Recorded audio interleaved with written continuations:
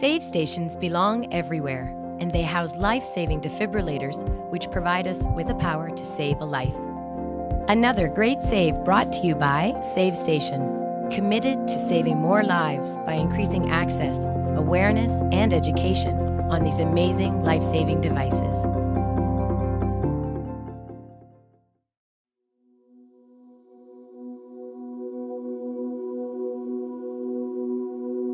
I trained all summer for the squash season.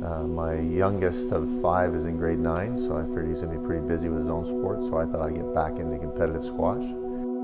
And this was the early bird tournament. I remember just standing in the court waiting for a serve, and the score is 5-3 for me, and I'm thinking I better close the door on this and push. And then the next thing I said was to the paramedic 10 minutes later. I asked him what the score was.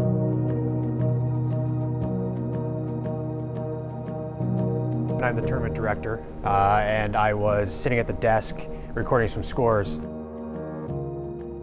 I came to watch my husband play squash. We were in his second game, and he was playing a gentleman named Steve. I just served to him, and he just basically stood up with a blank look on his face and just fell right down on the squash court. Immediately, my husband rushed to him. He was still sort of gasping for air, so it sort of seemed like he was, maybe he was having a seizure or something, so I wasn't sure. I couldn't get a pulse. At that point, he's starting to turn blue, so we started doing CPR. I volunteered to do the breaths, and my husband was doing the compressions. So my husband realized that the breaths were not going in. He couldn't see his chest rising, so he asked me to tilt his head back further. Mike and his wife were already doing CPR, and I instantly got on the phone with 911.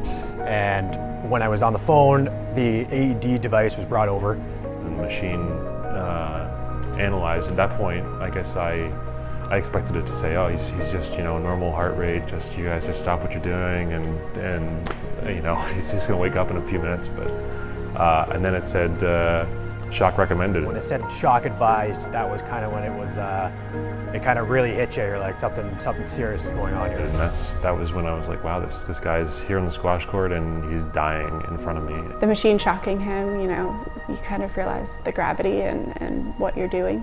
I mean, that was just a crazy experience, just to see his arms went straight out, and it was just really, really intense. Every doctor I've met in the last 10 weeks since the incident, when they read the story on my file or I tell them some of the details, their first answer is, you're very lucky. Other comments from doctors were, this kind of a save where I have no deficiencies, everything's great, both physically and mentally, they say only happens if you collapse in the emergency ward in a hospital with professionals around. Another doctor said it was like a military operation, how efficiently everyone acted and performed in saving my life. The person you're helping is going to die. Their only chance, and it's a very slim chance, is that you intervene. I guess the machine also gives you that confidence that, hey, this is really happening and you got to keep going with this. Ultimately, it was the AED that helped us through the CPR, kept us on pace, and was able to shock Steve and save his life.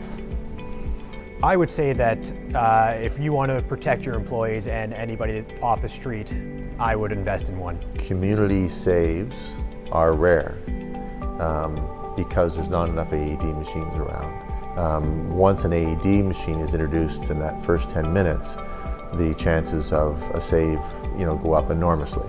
So the fact that I had CPR was wonderful for 5 or 6 minutes, but the fact that the AED machine was deployed in minute 6, that's what saved my life.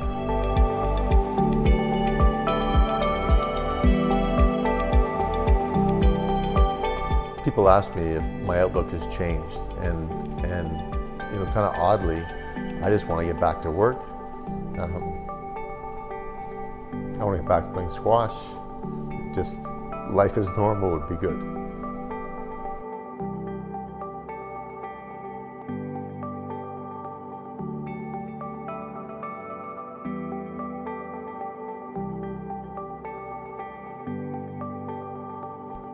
Every second truly matters in sudden cardiac arrest, so let's make sure we all have quick, easy access to SaveStations everywhere.